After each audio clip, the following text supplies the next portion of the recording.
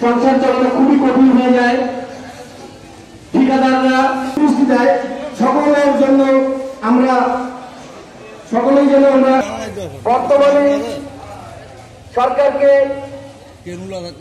এতগুলি পরিবার সারা বাংলাদেশে যত পরিবার আছে ওনার প্রতি চিরকৃতজ্ঞ থাকবো।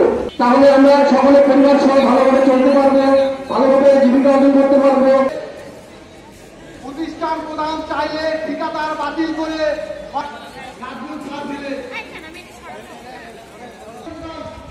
প্রতিষ্ঠানের মাধ্যমে এবং পদ্ধতি চালু করে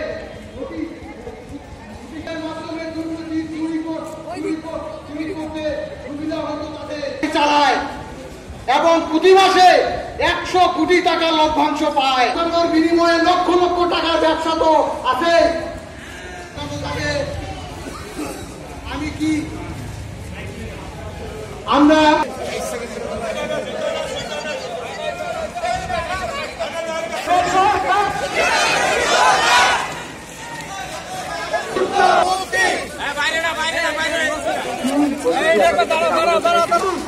আবু সাইদ